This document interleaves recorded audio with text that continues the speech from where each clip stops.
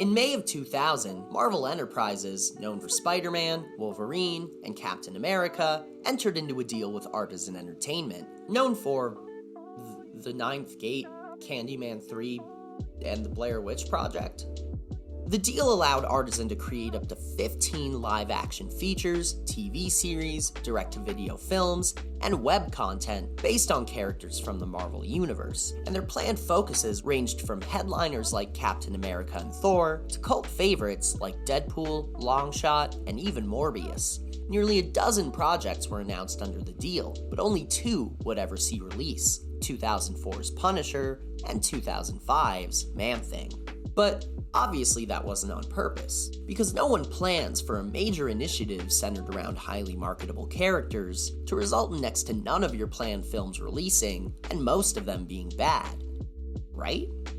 During the Wild West of early 21st century CBMs, this massive deal was seen as an ambitious initiative, but its ideas would unfortunately never assemble. On today's Lost Media Monday, I thought it'd be fun to look back at the Marvel movie universe that won't be making any comebacks because it never arrived in the first place. So grab your cynical cameos and leave a like. This is the history of every unfinished project from the Marvel-Artisan deal and how they ultimately fell apart.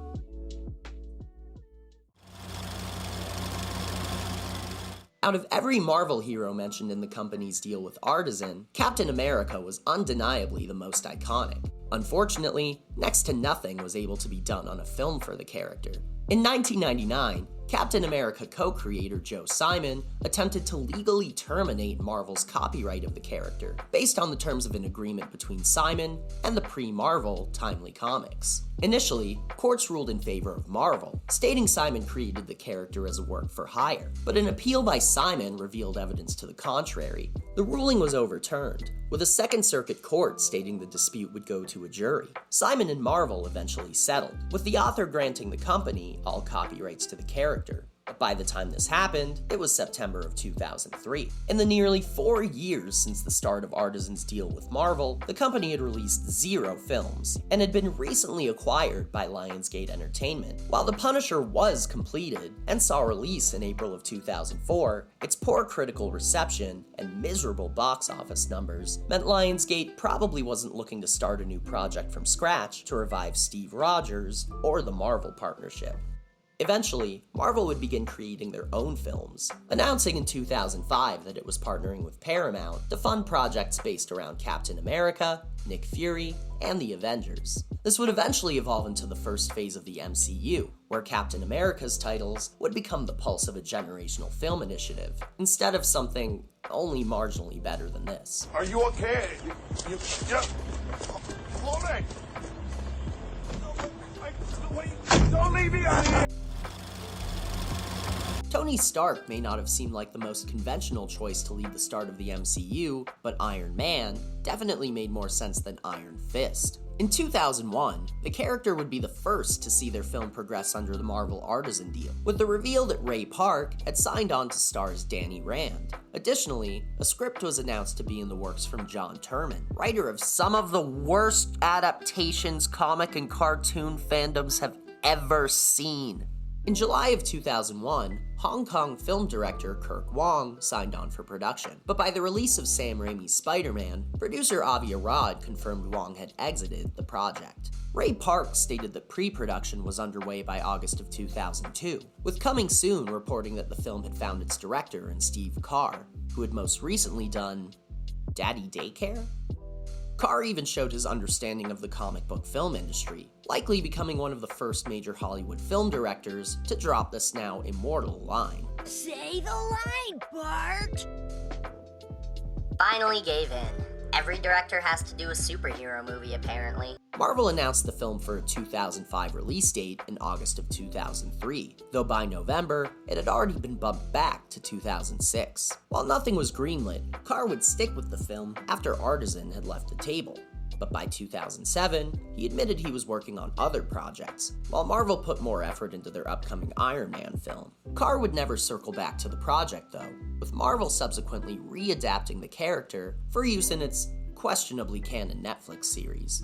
Strangely enough, At some point, Artisan, or Lionsgate after acquiring them, appeared to have lost the rights entirely, only to get them back from Marvel a second time. A 2004 article announcing Lionsgate's licensing of Black Widow also stated they had picked up Iron Fist. While it's hard to find anything confirming it, it's possible that the end of Artisan as a brand also meant all licenses not in use for currently active projects were returned to Marvel. Punisher and Man-Thing, which were both near the end of active development, would eventually see release, but no new projects from the Artisan deal were mentioned after Lionsgate's takeover.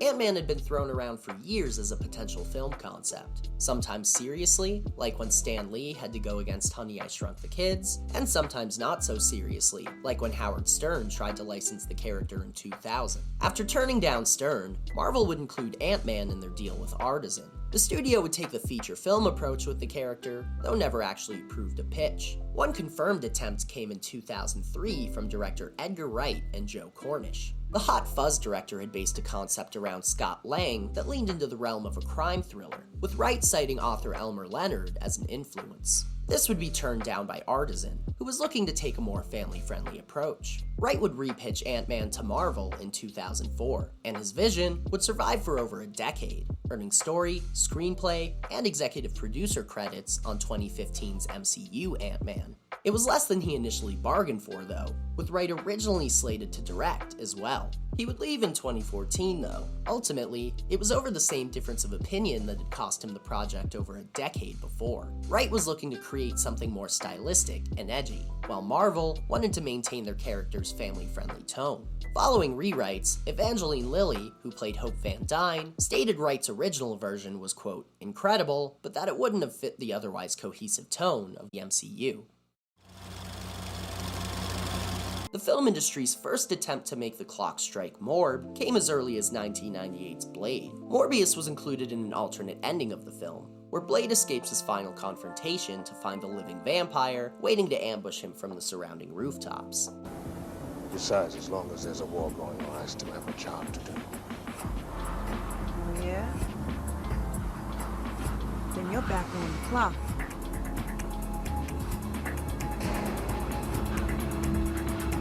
Sporting a cybergoth makeover in line with the rest of the film's iconic style, Morbius's brief cameo was provided by the film's director, Stephen Norrington. The ending was removed in favor of something a bit less direct in its sequel baiting, and Morbius was seemingly abandoned for Blade 2 when Norrington declined to return. 2 years later, the character would be included in Marvel's deal with Artisan Entertainment.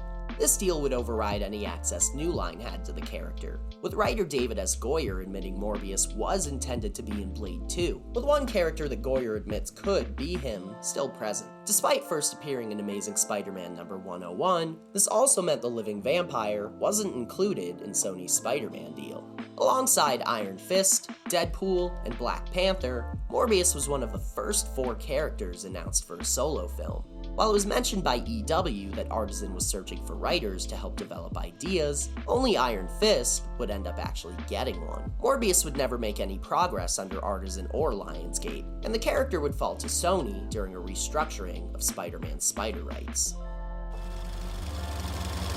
Longshot was a character that debuted in 1985 as an amnesiac fugitive who had escaped from slavery on Mojo World. His power is limited probability manipulation, which is to say he can change his luck to make sure everything that can go right does go right. Wouldn't that be nice? While not technically a mutant, the character is known for his tenure on the X-Men and several spin-off teams. My personal favorite is the Exiles. Despite his consistent presence, Longshot's status as a headliner on the announcement of Marvel and Artisan's partnership seemed like nothing short of proof that his powers could work in real life. But that was as far as Longshot's luck would stretch, as the project never found a writer. Because Longshot and Mojo both debuted outside of X-Men comics, their rights likely went back to Marvel rather than Fox. And while that doesn't make a difference now, it hasn't brought a Longshot project any closer to being greenlit. Deadpool was one of the first characters tackled in the 2000 Marvel Artisan deal, but progress on the film would take years, eventually requiring the intervention of a completely separate studio. In February 2004, prior to the release of Lionsgate's Punisher, IGN's Film Force reported that New Line Cinema was exploring the possibility of acquiring Deadpool's rights for a feature solo film. The film's intended creative lead was David S. Goyer, who was known at the time for his work on the Blade trilogy, but would eventually be known for the Dark Knight trilogy. The intended leading man was none other than Ryan Reynolds, who was known at the time for starring in Blade Trinity and would eventually be known for, Deadpool. Goyer himself would confirm the reports later that month. Because the X-Men were at 20th Century Fox, Goyer speculated that Deadpool would have to be completely reinvented to remove Weapon X, though clarified that no work had started on an actual script. The writer and director also confirmed the presence of writer Mark Miller, who for his part denied any involvement. Despite their reportedly aggressive pursuit of the character, New Line never decided to take a wade in the Deadpool.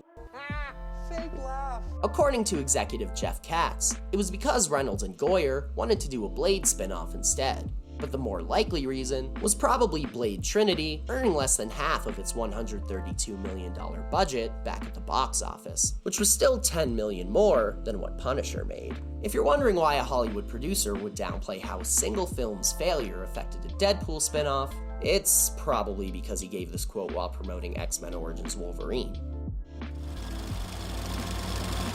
The Power Pack is a team of sibling superheroes aimed at children. For some reason, building a film around these characters made perfect sense for the studio that did the Blair Witch Project. At least it did for a moment. While Power Pack was part of Artisan's deal, notable as one of its more fringe inclusions, nothing was ever mentioned about the characters after the initial announcement. This includes writers, directors, or potential casts. Power Pack have never been considered staples of the Marvel Universe, and already failed to earn a television series with NBC in 1991. Development likely never started because no one was able to justify the investment needed to make a film about the Power Pack. The rights to the group would silently revert to Marvel, who have reportedly been trying to solve that same problem since 2017. The genesis of a Black Panther film would actually predate the Marvel-Artisan deal by several years. The project first started at Columbia Pictures in the early 90s, with eventual Blade star Wesley Snipes attached as the lead. Snipes felt a personal connection to the character, believing T'Challa and the nation of Wakanda would allow him to confront negative stereotypes targeting Africans. That said, the actor still wanted the film to appeal to a general audience. In a 2018 interview with Slate, Snipes recalled a pitch from Boys in the Hood director John Singleton, which put Black Panther into the LA civil rights movement. Snipes would shoot it down because, in his own words, it would never sell toys. According to the actor, 3 versions of a script would be produced, but their scope went beyond what CGI at the time was capable of supporting. He also pointed out difficulties caused by the Black Panther name, which still evoked political reactions from executives within Hollywood. The film would survive into the next decade, with Artisan acquiring the character as part of their deal with Marvel in 2000. In 2001, Black Panther, Iron Fist, Deadpool, and Morbius would be the first 4 projects confirmed by Artisan. While Snipes was still rumored to star, the company never gave the project a green light. The rights to Black Panther would be reacquired by Marvel in 2005, with the company immediately starting production on a solo film of their own. Interestingly, just months before that, director Tim Story actually talked about including Black Panther in a 3rd film for Fox's Fantastic Four. He even said he'd prefer to cast Academy Award nominee Djimon Hounsou. But it's likely that Story was unaware of the character's legal status, and if FF3 ever got started, he may have found out too late. Not that it would be the only time this happened. Marvel's film starring the character would go through over a decade of development before releasing in 2018, with Chadwick Boseman portraying T'Challa. While Snipes wouldn't have any involvement with the project, he did state that he supported it, quote, 1000%, still believing in the character's ability to make a positive change in the Hollywood landscape, an expectation Boseman and Black Panther certainly lived up to. Production on a Mort the Dead Teenager film was spearheaded by Steven Spielberg and Quentin Tarantino. No, really. Mort the Dead Teenager was a comic series written by Larry Hama with art by Gary Hallgren. It starred the undead spirit of Mort, who can't enter hell because it's full, and can't enter heaven because it's closed for repairs. It was cancelled in 1994 after just 4 issues. Despite that, it's still considered canon to the Marvel Universe. Though, don't expect Mort to hang out with Mephisto anytime soon. It would go on to develop a cult fan base, which included legendary filmmaker Steven Spielberg. He and Robert Zemeckis purchased the film rights from Hammer in the late 90s, and in 2002, put the project into motion. Quentin Tarantino, hot off Kill Bill, had signed on with Lawrence Bender to executive produce through Band Apart Productions. Madonna's Maverick Films had signed on to co-produce, with Dimension Films distributing. The director's chair would be filled by Dean Paraskevopoulos of Too Smooth, with a script that was written years prior by Jim Cooper. It was rumored that Elijah Wood and Dominique Swain would star, though the only official casting came in 2003, when Jessica Simpson signed on as an unnamed female lead. The project would never go further though, and Cooper's completed script is unavailable, leaving it lost. So, you're probably wondering what this has to do with Artisan. The movie rights and any precedent to the character were clearly owned by this collective of A-list filmmakers, who'd come together to make a Mort the Dead teenager theatrical film. But Artisan's deal was more than that, also including television, non-theatrical films, and internet projects. This means Artisan was still free to make something based around the Mort character and series, but if they ever started to, it was likely for television or direct-to-video. Marvel's Mighty Thor ended up as one of the few characters to see Artisan make progress on their starring vehicle, and was the only one confirmed to never be meant for the big screen. The God of Thunder began gaining interest after the success of Fox's 2000 X-Men film, with Artisan joining television network UPN to develop a live-action project based around the character. A script was written, with rumors saying either Dolph Lundgren or Sabretooth actor Tyler Mane would be the man to lift Mjolnir. But there were conflicting reports about whether Artisan was creating an ongoing series or a direct-to-TV movie, with the truth ending up somewhere in the middle of both. In March 2001, Marvel Studios' Rick Ungar told Comics Continuum that the script had been created for a potential series pilot, which UPN had ultimately declined to pick up. Development of the show stopped there, and by 2002, producer Avi Arad hinted that Thor was being pursued as a film project. Nothing would cross the rainbow bridge from script to screen though, and the rights to Thor would jump ship from Artisan back to Marvel, before eventually being acquired by Sony, who sold them to Paramount prior to the start of the MCU. Since then, Thor and Loki have become indispensable presences in Marvel's cinematic universe, making up some of the most memorable and, admittedly, some of the most forgettable moments in the franchise's extensive history.